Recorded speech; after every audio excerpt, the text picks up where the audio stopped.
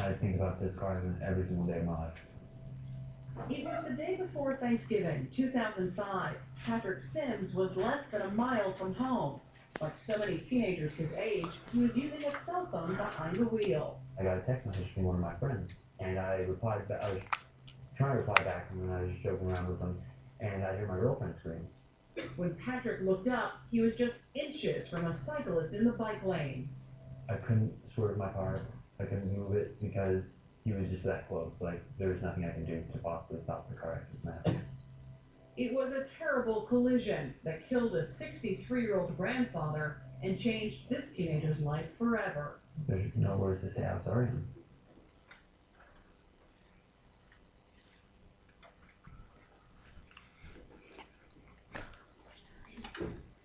According to a nationwide insurance study, about 20% of drivers admit to texting while they're behind the wheel.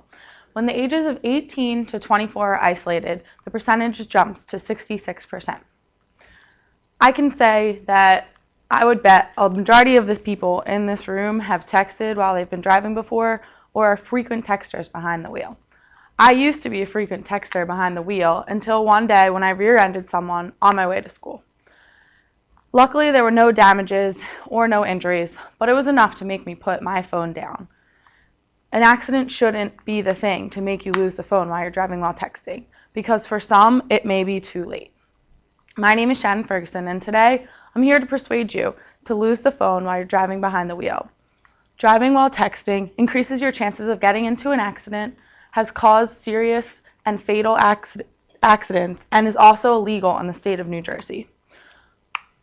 We also must support laws to ban texting while driving, and we must lose it. We must stop doing it. When a driver looks away from the road in a 2-second span, they actually increase their risk of getting into an accident, and the risk is 2 times as higher than an alert driver. 80% of motor vehicle crashes and 65% of near crashes involve some form of driver inattention, including texting. And that means that each year, driver distraction is a factor in as many as 4.9 million accidents, causing 34,000 fatalities, 2.1 million injuries, and as much as 184 billion in economic loss. There have been many serious accidents and deaths from texting, and these are just 2 examples of accidents that have happened to kids that are our age. A 20-year-old rolled through a stop sign and he lost his life because he collided with a truck.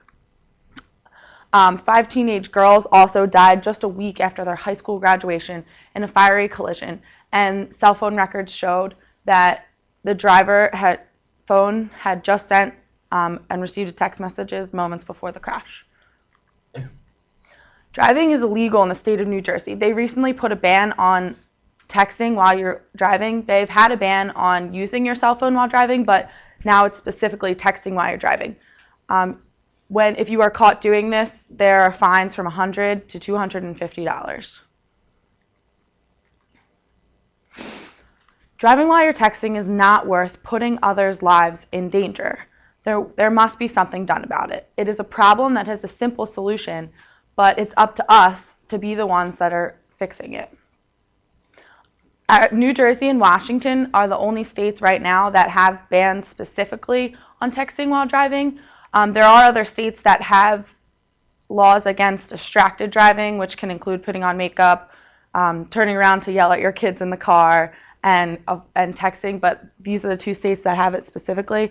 Over 16 states are proposing to ban this.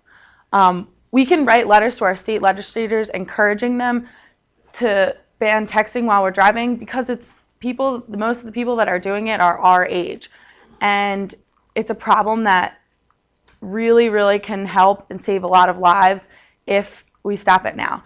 Since it's a recent problem, there hasn't been all that much research on driving and texting proving that it has caused many accidents, but as you can see here, it doesn't take very many to want to put a stop to it. The simple solution for us is to just not do it. When you're in the car, resist the urge to text. If you hear your phone ring, don't look at it, don't pick it up, because as soon as you take your eyes off of the road, you're increasing your chances of getting into an accident. Here's some helpful ways to stop. Turn off your cell phone, put it on silent, put it somewhere that you cannot reach it, whatever you have to do to kick the habit. If someone else is in the car for you, maybe they could just text for you. We can also encourage others to do it. If you're driving with someone and they're texting, tell them that it makes you uncomfortable. Tell them how dangerous it is, because a lot of people don't realize the dangers of it, and people don't think that when they pick up their phone, they could be ending their life if they were to get in an accident. In conclusion, driving while texting just completely isn't worth it. If you're putting someone else's life in danger just so you can report back to someone else on a text message, it's completely not worth it. And it's also not worth the fines. We live in New Jersey, and the second you get out onto the road, there's a cop station right there. And if you're right away at the phone texting, you have a chance of getting pulled over. And who really has $250 to spend on a text messaging fine? So don't let this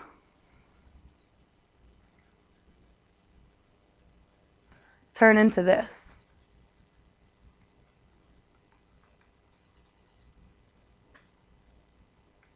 The message can wait.